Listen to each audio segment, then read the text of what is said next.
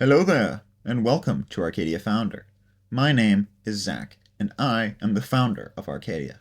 Today, we will be talking about why Arcadia is not socialism. Arcadia offers free healthcare, housing, and education. Sounds like socialism, right? But it's not. These services, guaranteed to every citizen, are often used to label a system as socialist, but labels can be misleading. What we're actually building is something far more structurally precise, participatory, and future oriented. This video unpacks the key differences between socialism and Arcadia's civic framework called Foundationalism. We'll explore what socialism really means, how Arcadia differs, and why this matters now more than ever. By the end, you'll see why Arcadia isn't a new version of an old ideology, but something entirely different. We are at a global inflection point. Across continents, people are disillusioned.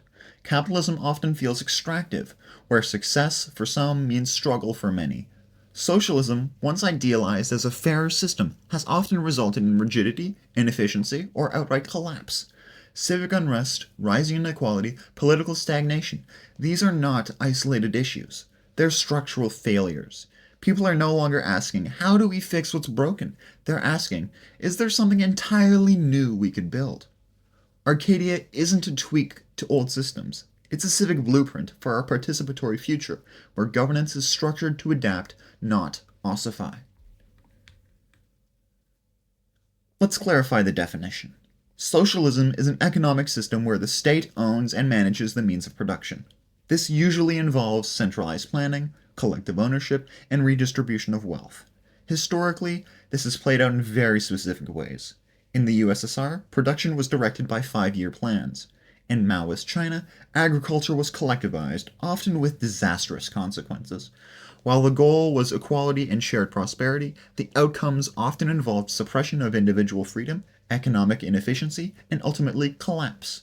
Understanding what socialism is, not just what it claims to be, is key to seeing why Arcadia isn't a variation on that theme. One of the biggest misconceptions is equating socialism with social programs. Just because a country offers free healthcare or education doesn't make it socialist. Sweden, for example, provides universal healthcare, but it has a market-driven economy with strong private enterprise.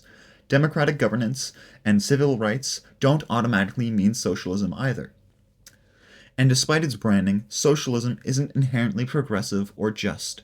In many historical cases, it led to authoritarian control, limited innovation, and cultural repression. So let's stop using socialism as a catch-all term for fairness, and start evaluating systems based on how they actually work. So what exactly is Arcadia, and how does it function? At its core is the concept of the dual economy. In Arcadia, every citizen is guaranteed access to a resource economy. Housing, food, education, and healthcare are structurally provided. But unlike socialism, Arcadia also protects and encourages a thriving currency economy, one where individuals can innovate, build businesses, and accumulate capital within a competitive marketplace. The state doesn't own everything, nor does it control your ambitions. Instead, it ensures you have the foundation to participate fully. This model lets survival and innovation coexist.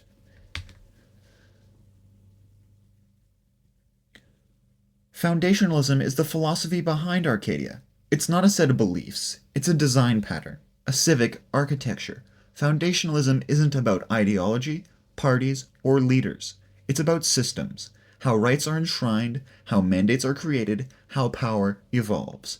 In Arcadia, change isn't driven by elections alone, it's embedded in the structure itself. Through mechanisms like sunset reviews, equity audits, and civic net simulations, foundationalism allows the system to adapt based on real-world input, not ideology.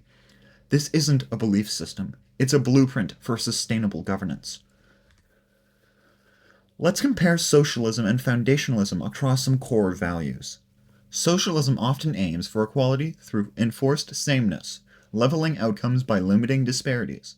Foundationalism, on the other hand, guarantees dignity but allows for earned differentiation. Socialism tends to centralize planning and suppress dissent for the sake of control. Foundationalism decentralizes power, mandates feedback loops, and structurally protects dissent and innovation. In socialism, individual agency is often sacrificed for the collective.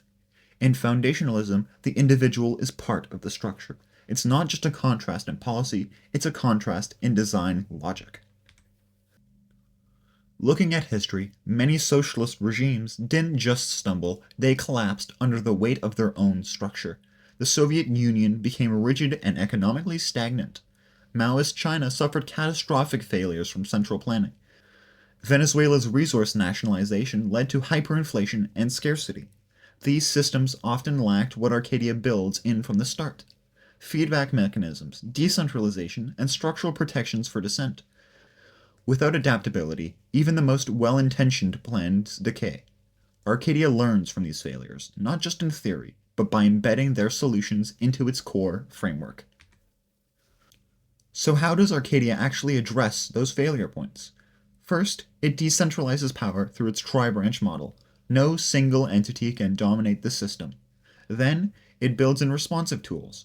CivicNet gives every citizen a voice. Mandates simulate their impact before implementation, and equity audits help course-correct before inequality creeps in.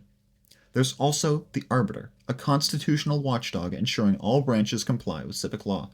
Together, these systems don't rely on ideology or ideal leaders.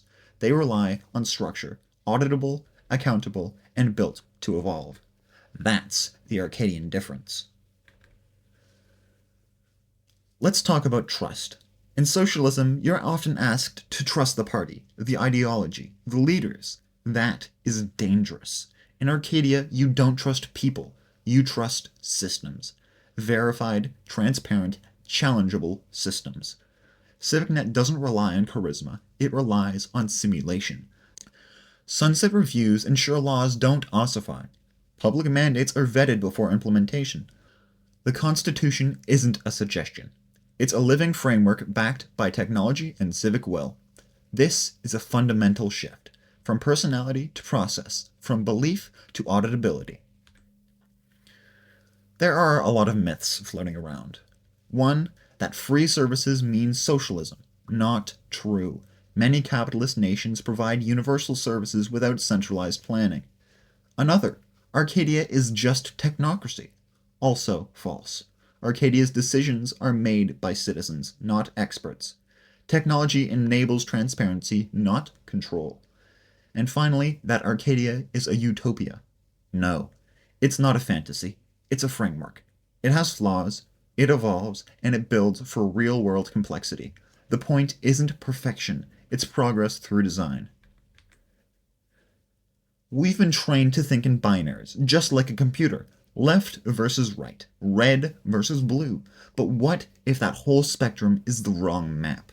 Arcadia doesn't fit on that axis because it doesn't play the ideology game. It's post-ideological. Instead of political identities, it's about civic infrastructure. Instead of parties, it's about protocols. The real divide isn't between sides, it's between structure and dysfunction. Arcadia is not here to pick a side, it's here to fix the wiring of the system itself.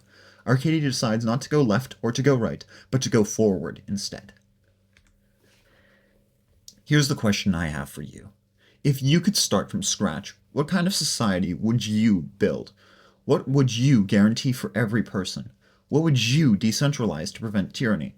What rights would you enshrine, no matter what?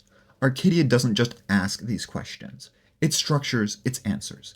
But those answers aren't fixed. They evolve. That's why your perspective matters. The Arcadian system is only as wise as the people who participate in it. So, what will you build? Thanks for watching. If this sparked something in you, curiosity, hope, maybe even skepticism, don't stop here. Explore the Arcadian Constitution. Try Arcadia Explained, our AI chatbot that walks you through the model interactively. Like, comment, subscribe, and most importantly, join the conversation. The future isn't built by ideologues. It's built by people who ask better questions and demand better systems. Let's build something worth inheriting. I thank you for your time and presence during this video, and I hope you have a wonderful rest of your day. Goodbye.